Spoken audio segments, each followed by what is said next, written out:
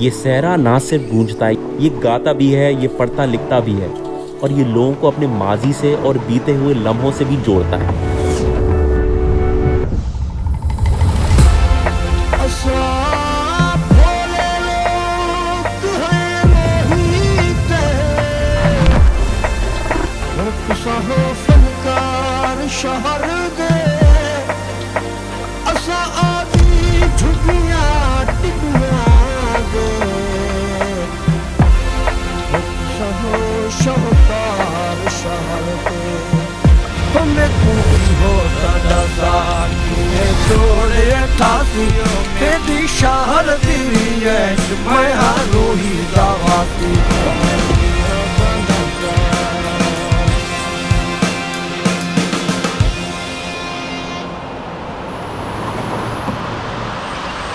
Raj, we turn to silence, to this golden ocean of sand, a place where every grain carries a story.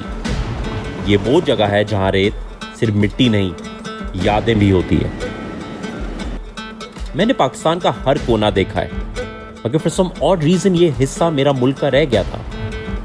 Welcome to the mighty Cholistan desert, endless harsh sea of sand, dry, desolate, unforgiving.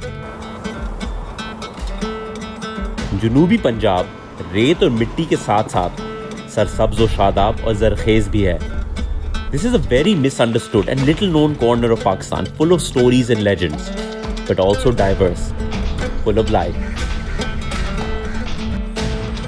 And close to this desert is a secret that deserves our attention. तो आज हम finally जो है पहुंच गए हैं Bahawalpur. Like this is literally my first impressions of South Punjab. Literally मैं कल रात में पहुंचा हूँ और just went to sleep और अभी उठाऊँ और बस ये हरियाली हरियाली and I'm actually very excited for this journey right now. और साथ में ड्राइव कर रहा हूँ BYD शार के इधर। अब मैं गाड़ी भगाऊंगा, मैं एक्चुअली गाड़ी तेज़ बिल्कुल भी नहीं चलाता हूँ, मगर ये 5.5 सेकंड्स के अंदर ये लिटरली 100 की स्पीड हो जाती है एंड सफ़र की दुआ पढ़ लेते हैं। और इस सब हुजूम के बीच मौजूद है अ नेशनल पार्क। भावलपुर में हम आए हैं देखने के लिए लाल सोहनरा नेशनल पार्क।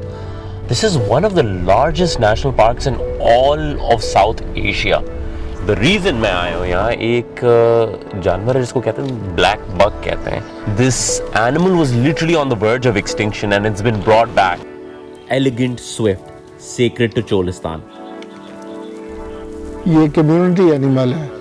ये जब डेजर्ट में होता है या नेचर में होता है, ये अपना एक हरम डेवलप करता है, अपनी एक फैमिली डेवलप करता है, टेरिटरी मार्क करता है। और इसकी टेरिटरी की एक ख़ास साइन होता है, एक जगह होती है, वहाँ पे जाके ये अपने हूफ से गड़ा लगाता है, ड्रॉपिंग करता है और उसी एरिया में रहता है। ये फीमेल्स जो है सारी वो होती है ब्राउन होती है, उनके सर पे सींग नहीं होते। जो मेल होता है ना वो ब्राउन भी होता है मगर उसके सर के ऊपर सींग भी होते हैं और जो कलर जो अपना ब्लैक चेंज करता है ना वो करता है 3 साल के बाद तकरीबन। उस ग्रुप का जो लीडर होता है, ये सरदार है, उसे हम अल्फा मेल कहते हैं। अल्फा मेल की पहचान ये होती है कि उसकी मोस्टली अपने हर्ड के अंदर जो है उसकी टेल ऊपर को उसने की होती है और गर्दन पीछे की तरफ करके अलग से फिजिक शो कर रहा होता है अपनी।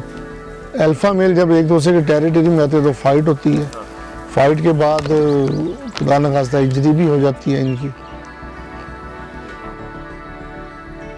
पाकिस्तान में ये मुकम्मल तौर पर ख़त्म हो चुका था, एक्सटिंक्ट। 1972 तक जंगल में एक भी ब्लैक बक जिंदा नहीं था, gone. But hope like life in the desert always finds a way. In a quite determined effort 10 breeding pairs were brought back to the national park और आहिस्ता आहिस्ता उनकी कहानी यहाँ से फिर से शुरू हुई। Today they number over 400, each life carefully watched over, cared for and protected. इधर इनका खास ख्याल रखा जाता है, हर चीज़ डॉक्यूमेंट होती है। Over here conservation isn't passive. यहाँ हिफाजत रोज़ाना की कोशिश है, हर पैदाइश, हर बीमारी सब नोट होता है, रिपोर्ट होता है। The Wildlife Department keeps a vigilant eye, ensuring the black buck is not just surviving but also thriving. And what a sight they are. जब मुझे इनकी पहली झलक मिली, I had no words to be honest.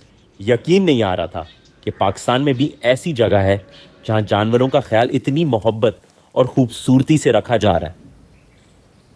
Native to the vastness of Cholistan, the black buck is more than just an animal. It is a memory returned. एक याद जो हमारी तारीख का हिस्सा बन गई थी, मगर अब हमारे मौजूदा वक्त में वापस यकीनी हो गई है. It reminds us that even in the harshest of terrains, खूबसूरती मौजूद है हर किस्म की. Beauty certainly does lie in the eyes of the beholder. इनका हर कदम ज़मीन पर feels like the desert coming back to life. एक तरफ जिंदगी का एक नया रंग उभर कर बाहर आ रहा था, इधर ज़माने कदीम की वीरानी हर कोने में छाई हुई थी. A reminder of the past, of a bygone era. Rising out of the desert is the mighty Diravar Fort, a structure built not just to survive, but to be remembered. I drove straight through the sand. There was no proper road per se, just a faint trail and the horizon ahead. Out of nowhere, it rises. Massive, still, ancient, commanding itself. You can't help but feel insignificant in front of it. 39 huge bastions rising out of the earth.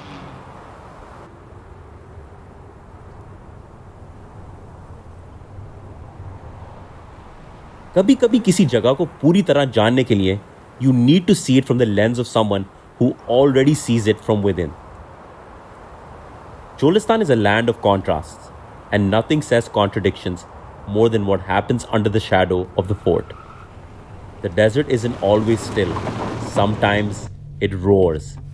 I'm now in the passenger seat with a professional rally driver, Mohammad Marwat. एक बात तो गाड़ी में बैठते ही जाहिर होगी, गाड़ी आहिस्ता चलाना इनकी डिक्शनरी में है ही नहीं. The engine growls, the wheels dig in, and just like that, हम लोग सहरा की मिट्टी हवा में उड़ाते गए, ड्रिफ्टिंग, स्पिनिंग और गोल गोल चक्कर मार रहे रेत.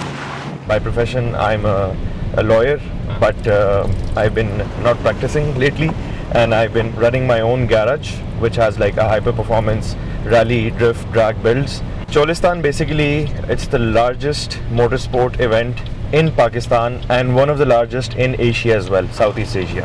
And the track is very harsh. It seems very easy, but once you get on the track, it's very harsh because it has like multiple terrains जो इसको different flavors add करता है इस track में. अच्छा मरवत भाई, इसके अंदर, इस गाड़ी के अंदर एक स्पेशल एक सैंड मल्टी टेरेन मोड है. What is it about? Can you tell me a bit about it? Let me show you. Oh my god! Oh my god! Oh my god! Whoa.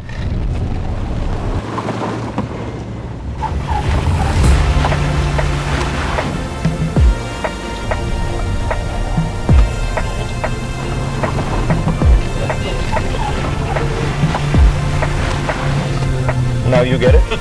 Oh my god!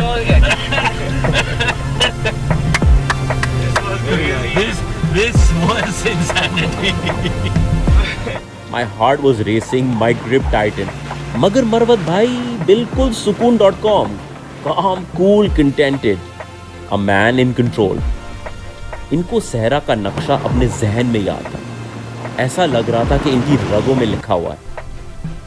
This is his arena, raw, wild, untamed. और जैसे गरजते हुए इन्होंने entry मारी थी इधर, ऐसे ही he disappeared into the desert, leaving behind a thick plume of sand and dust. अब मेरी टर्न थी to try my hand at a little thrill ride in the desert. Cholistan अपनी गाड़ियों की रैलियों के लिए मशहूर तो है ही, मगर ज़्यादा लोगों को ये नहीं पता कि कई सालों के लिए before cars made their way to this land, it was famous for its camel races. And today I was going to join them. मैं गाड़ी में और ऊंट बाहर. On your mark, get set, go. और रेस शुरू हो गई. And now the camels were running alongside me. हुआ.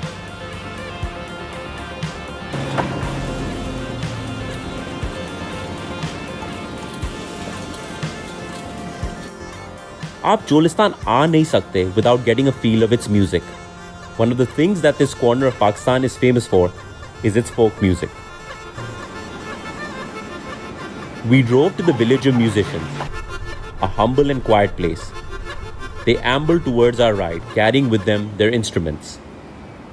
जैसे जैसे आहिस्ता आहिस्ता सूरज ढलता गया, वैसे वैसे सड़कें ख़त्म होती गईं और हम अब सहरा के बिल्कुल बीच में से ड्राइव कर रहे थे। आसमान का रंग साथ साथ बदल रहा था, from orange to slowly purple. और अब इस आसमान के नीचे, under the moon and stars overhead, the music began.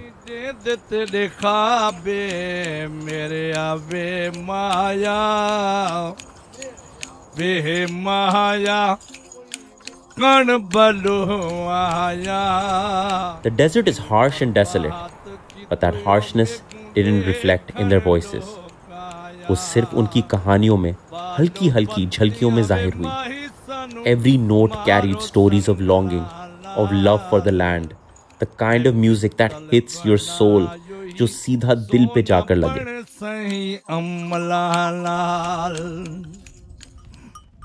As the last note faded into the background, we made our way back into the desert night. Setting up camp in near total darkness, we relied on the BYD Shark 6. Its headlights our only guide. As the tents rose, the silence settled in. Khamoshi.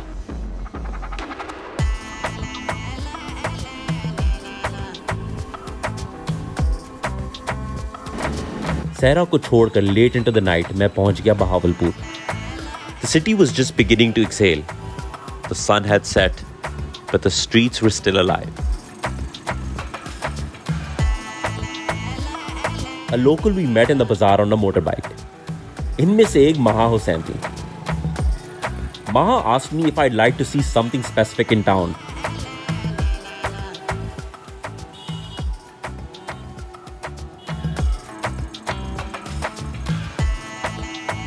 मेरे अब्बा ने मुझसे कुछ नहीं मांगा है आज तक,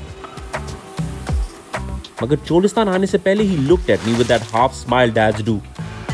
बिलाल, मैं भावलपुर में स्कूल गया था, मेरा नाम उधर बोर्ड पर है। I was a gold medalist. मेरे लिए उसकी एक तस्वीर जरूर खींच के लाना। She led the way through the city on her bike, confident and determined. School में घुसना कोई आसान काम थोड़ी था। This is after all Bahawalpur's most prestigious institution. But we had Maha to the rescue.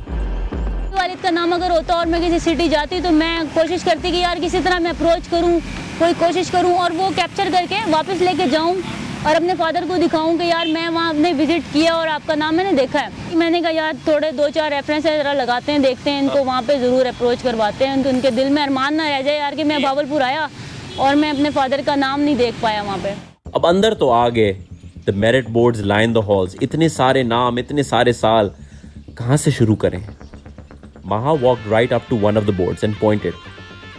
आपके वालिद का नाम आसिम हुसैन है ना? Yes. There it is, class of 1977. I stood there for a moment, thinking of my dad, of that one simple request. The last thing I expected in this corner of the world, in the middle of all this heat, history and dust, कि एक लड़की bike पर would be the one to help me retrace the past just when I was looking for a sense of belonging in this unforgiving part of the country. Basically childhood से bike का शौक था, तो मैंने अपनी जो है ना, जो भी मेरी अर्निंग थी, जो भी कह लें पॉकेट मनी थी, जो भी सेविंग्स थी, मैंने जमा करके पहले अपना फर्स्ट बाइक यही खरीदा था। मेरे फादर हैं, उन्होंने मुझे इतना कॉन्फिडेंस दिया है कि उन्होंने कभी किसी चीज़ से रोका नहीं। मेरा कहीं फटा चड्डा भी हो जाता, मैं जाके अपने अब्बू को बताया यार फलां जगह ये हुआ, अच्छा मुझे भी बुला लेना था, मैं बताता उसको आगे क्या हुआ। तो वो थोड़ा ना उन्होंने कॉन्फिडेंस दिया, जिसकी वजह से मुझे ये होता है कि यार देखा जाएगा, घर जाके वालिद को तो बता देना है, तो वो कर लेंगे हैंडल, बाकी कौन रह जाता है पीछे जिसको आप जवाब दे होते हैं, बाप के ऊपर तो कोई नहीं होता। The warmth and resilience of the people of Cholistan in the face of the harsh desert climate has helped preserve their unique way of life. The real Cholistan isn't in its dunes or forts, it's in its people.